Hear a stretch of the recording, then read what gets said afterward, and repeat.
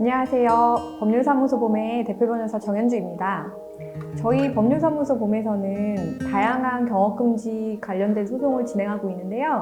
최근에 진행됐던 사례 중에서 같이 미용실에서 근무를 하셨는데 이제 실장 직함으로 거의 한 5년 정도 같이 일을 하셨어요. 근데 갑자기 퇴사를 하시겠다고 통보를 했는데 알고 보니까 바로 맞은편 건물에서 미용실을 이제 차리게 되었다는 사실을 알게 되었어요. 이런 경우에 왜 굳이 경업금지 약정을 체결했는데도 불구하고 맞은편에서 또는 뭐 비슷한 근접한 곳에서 미용실을 차리게 되는지 이 부분에 대해서 한번 살펴보려고 합니다. 네, 경업금지 약정이란 뭐냐면 쉽게 말해서 동종 영업을 바로 근처에서 하는 것을 금지하는 약정을 말합니다. 그래서 뭐 거리 제한이라던가 뭐 기간 제한을 보통 두고 있고요. 대부분의 경우에 이제 근로계약서를 쓰면서 비밀유지 서약서, 비밀유지 협약서 같은 걸 같이 쓰시게 되는데요. 그 서약서의 내용에 경업금지 약정이라고 있습니다. 그래서 퇴사한 이후에 뭐 이 미용실에서 한 1km 또는 2km 이내에 뭐 새로운 어떤 미용실을 창업하거나 아니면 취업하는 거를 이제 금지한다. 뭐 이런 식의 내용으로 되어 있는 게 경업금지 약정이라고 합니다. 결론적으로 얘기를 하자면요. 크게 두 가지 이유로 볼 수 있는데 첫 번째는 고객을 결국에는 데려가기 위한 목적입니다. 여러 가지 얘기를 하지만 이제 헤어 디자이너 얘기를 저희가 말씀드렸으니까 좀 더 살펴보자면요. 보통 미용실에서 머리를 하게 되면 한 곳에서 계속 똑같은 디자이너한테 머리를 이제 하게 되잖아요.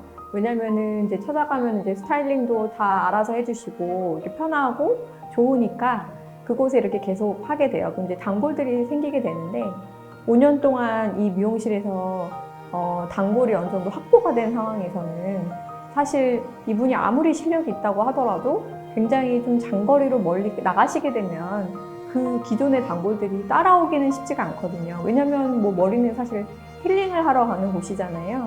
되게 뭐 1시간에 걸쳐서 막 버스를 타고 그분을 찾아가기는 현실적으로 쉽지 않기 때문에 근처에서 차리게 됩니다. 네, 그 두 번째는 뭐냐면 예를 들어서 뭐 남양주에서 미용실을 한 10년을 했어요. 그러면 이 남양주에 어떤 애정이 생기잖아요. 이 지역적인 이점에 대해서도 잘 알고 있고 그리고 이 남양주에 있는 고객들의 어떤 성향이라던가 이런 것도 나는 이미 잘 알고 있기 때문에 아예 모르는 곳에서 모험을 한다는 거는 쉽지가 않아요. 그래서 뭐 경업금지 약정을 체결하더라도 바로 근처에서 뭐 심한 경우에 같은 건물이나 또 맞은편에서 차리게 되는 것 같습니다.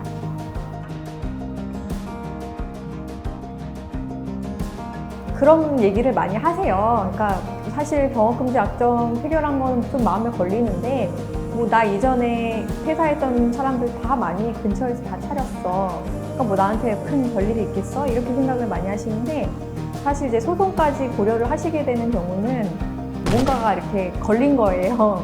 쉽게 말씀드려서 뭐 기존의 고객들한테 단체 문자를 보냈거나 뭐 이런 것들이 이제 알게 된 거죠. 기존 원장 입장에서 잠깐 말씀을 드리면 보통 퇴사하기 전까지 말을 하지 않아요. 바로 앞에서 차린다라는 얘기를 할 수 없으니까. 근데 나중엔 결국 알게 되죠. 그럼 인간적인 배신감이 들어요. 근데 바로 그것 때문에 하진 않는데 그 이후에 이제 기존 고객이 그런 문자까지 받았다라는 사실을 알게 된 거죠. 그러면은 내가 우려하고 있던 기존 고객들을 뭐 유인하는 것이 확실하구나 이렇게 생각이 들면은 그때는 좀 소송을 고려하시게 됩니다. 소송에 걸리게 되면 어쩔 수 없습니다. 이거는 이제 생존적인 문제가 되기 때문에 변호사를 찾으셔야 되지만 조금이라도 소송에 걸리지 않기 위해서는 기본적으로 그 고객들한테 어떤 직접적인 유인 행위를 안 하시는 게 좋지 않을까 생각합니다. 왜냐하면 경업금지 약정을 체결했다고 해도 저희가 뭐 때에 따라서는 경업금지 약정에 대한 무효를 주장할 수도 있거든요.